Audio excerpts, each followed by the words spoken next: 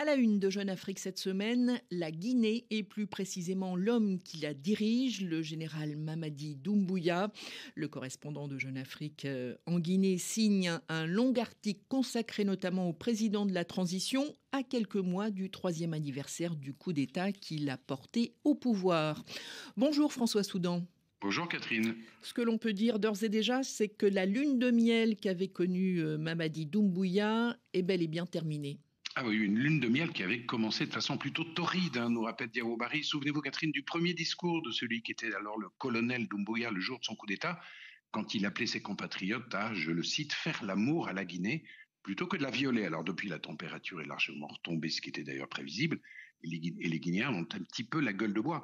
Relations tendues entre le pouvoir et les médias, grogne sociale, persistance des affaires de corruption, pénurie de carburant, fréquentes coupures d'électricité, renchérissement du coût de la vie avec le prix du sac de riz qui a pratiquement doublé par rapport à 2021, émigration en hausse. Bon, ça fait beaucoup de points de tension, sans que l'effet prometteur de la conclusion des nouveaux contrats miniers, en particulier celui de Simandou, se fasse encore sentir, d'autant qu'à ces tensions transversales s'ajoutent des crispations régionales.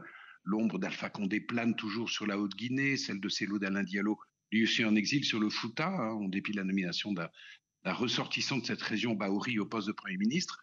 Quant aux populations de Guinée forestière, elles vivent assez mal le procès pour le massacre du 28 septembre 2001. Quelques-uns de leurs leaders, comme Dadis Camara, Claude Pivy, Moussa Tiekboro Camara sont impliqués.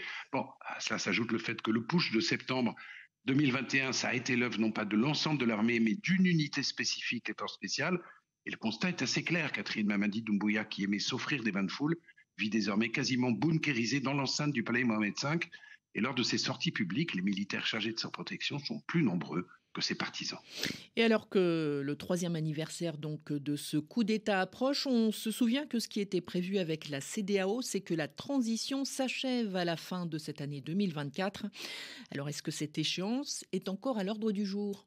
Personne n'en parle plus. Même la tenue du référendum constitutionnel promis lui aussi pour cette année est hypothétique. Dès le départ, en réalité, Doumbouya a fait savoir qu'il était favorable à une transition de 5 ans, le temps selon lui de remettre la Guinée sur les rails, ce qui reporte l'échéance à 2026. Reste à savoir s'il envisage se porter lui-même candidat. Bon, le contenu de l'avant-projet de constitution qui n'a pas été dévoilé devrait permettre d'y voir plus clair, Catherine. Dernier point, François Soudan, quelles sont les relations de Mamadi Doumbouya avec les autres militaires qui ont pris le pouvoir ces dernières années dans la région ? Correcte mais distante. Le temps n'est plus où la Guinée, le Mali, le Burkina plaidaient ensemble leur cause auprès de la CEDEAO et envisageaient même de créer une fédération.